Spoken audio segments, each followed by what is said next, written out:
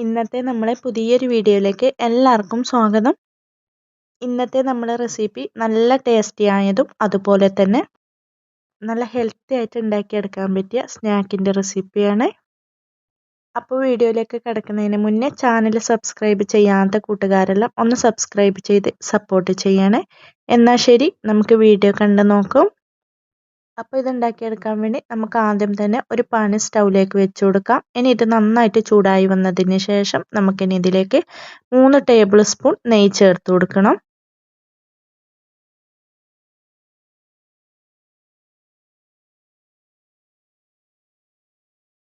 ഇതുപോലെ 3 table spoon നെയ്യ് ചേർത്ത് കൊടുത്തിട്ട് ഇനി ഈ നെയ്യ് നല്ല പോലെ ഒന്ന് ചൂടായി വന്നു കഴിഞ്ഞാൽ നമുക്കിതിലേക്ക് 250 കപ്പിന് തന്നെ 1.5 കപ്പ് റവ ഇട്ട് കൊടുക്കാം.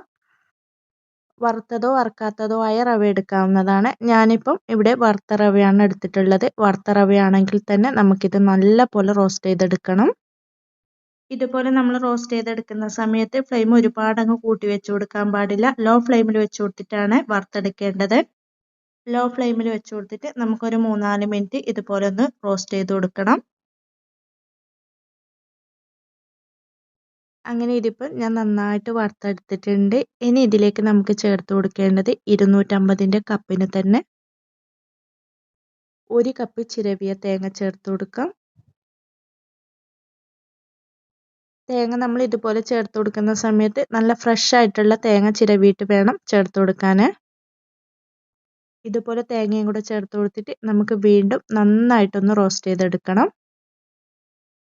ഈ സമയത്തെല്ലാം ഫ്ലെയിം മീഡിയം ടു ലോ ഫ്ലെയിമിൽ തന്നെയാണ് വെച്ച് കൊടുത്തിട്ടുള്ളത്. ഇതുപോലെ തുടർച്ചയായി ഇളക്കി കൊടുത്തിട്ട് വേണം നമ്മൾ റോസ്റ്റ് ചെയ്തെടുക്കാൻ വേണ്ടി. അങ്ങനെ ഇതിപ്പോൾ ഞാൻ നന്നായിട്ട് റോസ്റ്റ് ചെയ്തെടുത്തിട്ടുണ്ട്. ഈ സമയത്ത് നമുക്കിതിലേക്ക് കുറച്ച് കാഷ്യൂ ഒന്ന് നെയ്യിൽ വറുത്തെടുത്തത് ചേർത്ത് കൊടുക്കാം. നിങ്ങൾക്ക് ഇതിലേക്ക് വേണമെങ്കിൽ കുറച്ച് ഉണക്കമുന്തിരി കൂടെ വറുത്തെടുത്തത് ചേർത്ത് കൊടുക്കാവുന്നതാണ്. ഞാനിപ്പം ഇതിലേക്ക് കാഷ്യൂ മാത്രമേ ഒന്ന് വറുത്തെടുത്തിട്ടുള്ളൂ, അത് ചേർത്ത് കൊടുത്തിട്ടുണ്ട്. ഇനി ഇത് നമുക്ക് നന്നായിട്ടൊന്ന് ഇളക്കി യോജിപ്പിച്ച് കൊടുത്തതിന് ശേഷം ഫ്ലെയിം അങ്ങ് ഓഫാക്കി കൊടുക്കാവുന്നതാണ്. ഇനി നമുക്കിത് അവിടെ മാറ്റി വെക്കാം. ഇനി നമുക്കിതിലേക്ക് ശർക്കരപ്പാനി റെഡിയാക്കി എടുക്കണം. അതിനുവേണ്ടി ഇതാ 2 അച്ച് ശർക്കര എടുത്തിട്ടുണ്ട്. ഇനി ഇതിലേക്ക് നമുക്ക് 250 കപ്പിന് തന്നെ 1/2 കപ്പ് വെള്ളവും കൂടെ ഒഴിച്ചു കൊടുക്കാം. ഇനി ഇത് മീഡിയം ഫ്ലെയിമിൽ വെച്ച് കൊടുത്തിട്ട് നന്നായിട്ടൊന്ന് ഉരുക്കിയെടുക്കാവുന്നതാണ്. അങ്ങനെ ഇപ്പോൾ ഇതാ ശർക്കരയെല്ലാം നമുക്കിവിടെ നന്നായിട്ട് ഉരുകി കിട്ടിയിട്ടുണ്ട്. ഇനി നമുക്ക് ഫ്ലെയിം അങ്ങ് ഓഫാക്കി കൊടുക്കാം.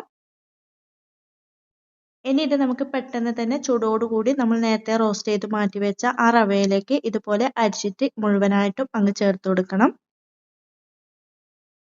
ശർക്കരപ്പാനി മുഴുവനായിട്ടും ഞാൻ ഇതിലേക്ക് അങ്ങ് ചേർത്ത് കൊടുത്തിട്ടുണ്ട്. ഇനി ഇത് നമുക്ക് നന്നായിട്ടൊന്ന് ഇളക്കി യോജിപ്പിച്ച് കൊടുക്കണം. ഈ ശർക്കരപ്പാനി നമുക്ക് ഈ റവയുടെ എല്ലാ ഭാഗത്തും എത്തുന്ന രീതിയിൽ ഇതുപോലെ ഒന്ന് ഇളക്കി കൊടുക്കാവുന്നതാണ്. ഈ ശർക്കരപ്പാനി നമ്മൾ ഇതിലേക്ക് ചേർത്ത് കൊടുക്കുന്ന സമയത്ത് ചൂടോടുകൂടി തന്നെ ചേർത്ത് കൊടുക്കാൻ വേണ്ടി ശ്രദ്ധിക്കണം.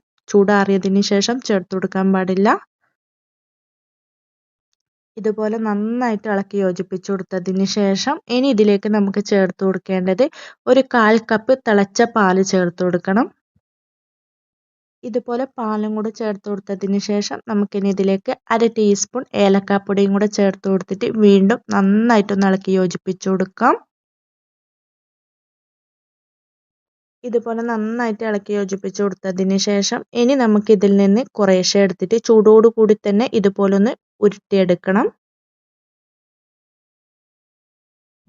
നമ്മൾ ഇതുപോലെ ഉരുട്ടിയെടുക്കുന്ന സമയത്ത് നമ്മളിത് ചൂടാറാൻ വേണ്ടി വെയിറ്റ് ചെയ്യരുത്. പെട്ടെന്ന് ഇതുപോലെ ചൂടോടുകൂടി തന്നെ നമ്മൾ ഇതുപോലെ ബോൾ ഷേപ്പ് ആക്കി എടുക്കണം. അങ്ങനെ ഇപ്പോൾ ഇതിപ്പോൾ ഞാൻ ഇതുപോലെ ബോൾ ഷേപ്പ് ആക്കി എടുത്തിട്ടുണ്ട്. ഇനി ബാക്കിയുള്ളതും നമുക്ക് ഇതുപോലെ കുറേശ്ശെ എടുത്തിട്ട് കയ്യിൽ വെച്ചിട്ട് നല്ല പോലെ ഒന്ന് ഉരുട്ടി കൊടുക്കും. അങ്ങനെ ഇപ്പോൾ ഇതും ഞാൻ ഇവിടെ ഇതുപോലെ ഉരുട്ടിയെടുത്തിട്ടുണ്ട്. എല്ലാതും നമുക്ക് ഇതുപോലെ അങ്ങ് ചെയ്തെടുക്കാവുന്നതാണ്. അങ്ങനെ ഇതെല്ലാതും ഞാൻ ഇതുപോലെ അങ്ങ് ചെയ്തെടുത്തിട്ടുണ്ട്. നമ്മളെടുത്ത 1.5 കപ്പ് റവയിൽ നിന്നും നമുക്ക് ഇത്രയും ചെയ്തെടുക്കാൻ പറ്റിയിട്ടുണ്ട്. റവ കൊണ്ട് വളരെ സിമ്പിളായിട്ട് ചെയ്തെടുക്കാൻ പറ്റിയ ഒരു ഐറ്റം കൂടിയാണിത്.